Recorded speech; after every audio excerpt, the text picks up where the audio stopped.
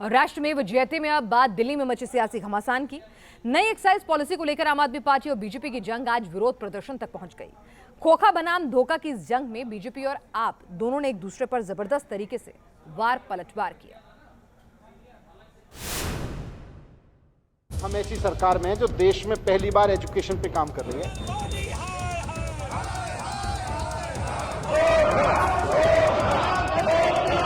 हंगामा, बवाल और सियासी बयानबाजी दिल्ली शुक्रवार को जबरदस्त सियासी दंगल का गवाह बनी।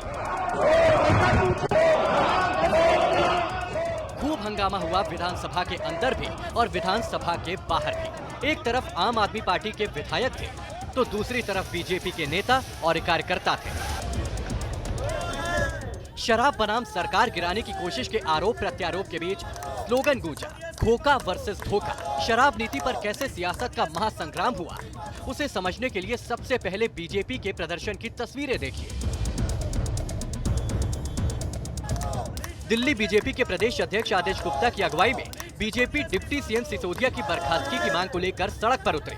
बीजेपी के इस हल्ला बोल में विजय गोयल, विधूड़ी, मनोज तिवारी, प्रवेश वर्मा और हरीश खुराना जैसे तमाम नेता शामिल हुए, जिन्हें कंट्रोल करने के लिए पुलिस को वाटर कैनन तक का इस्तेमाल करना पड़ा।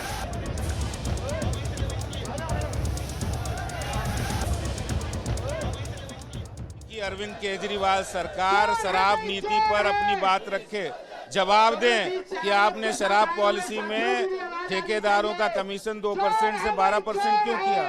क्यों आपने हजारों करोड़ शराब माफिया का फायदा पहुंचाया? वैसे हंगामे की शुरुआत सुबह विधानसभा के भीतर से ही शुरू हो गई थी। जैसे ही एक दिन का विशेष सत्र शुरू हुआ, वैसे ही सदन के भीतर खोखा बनाम धोखा के नारे लगने लगे।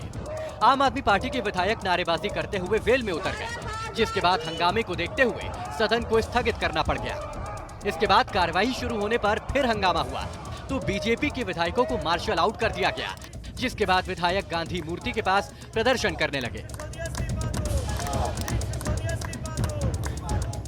सदन को आपने एक दिन के लिए बुलाया है, शराब नीति जैसा मामला हो, करोड़ों रुपए का घोटाला हो, तो सरकार अपनी स्थिति स्पष्ट कराए। और बार बार सरकार कहती है कि हमारे इस एमएलए को खरीद लिया, इस एमएलए को खरीद लिया, तो कम से कम ये स्पष्ट होना चाहिए। मांग रहे हैं आप लोग? बिल्कुल निश्चित रूप से दिल्ली की सरकार सबूत देवे और स्पष्ट बताए। बाद में विधानसभा में डिप्टी सीएम मनीष सिसोदिया ने सरकार की आबकारी नीति के सिलसिले में सीबीआई की कार्रवाई को लेकर सदन में अपनी बात रखी। इस दौरान उन्होंने बीजेपी पर सीरियल किलर की तरह सरकारों को गिराने का तंज कसा। लाती है तो तुरंत फोटो खींचती है, देखो ये नोट की। मेरे घर से क्या निकला? कुछ नहीं निकला। अब मेरे स्वेटर की सजा के फोटो खींच लेते, खींचते तो सीबीआई बना के। मोदी जी फर्जी एफआईआर लिखवा रहे हैं मेरे खिलाफ। मोदी जी क्या कर रहे हैं? मोदी जी मेरे घर पे सीबीआई की रेड करवा रहे हैं।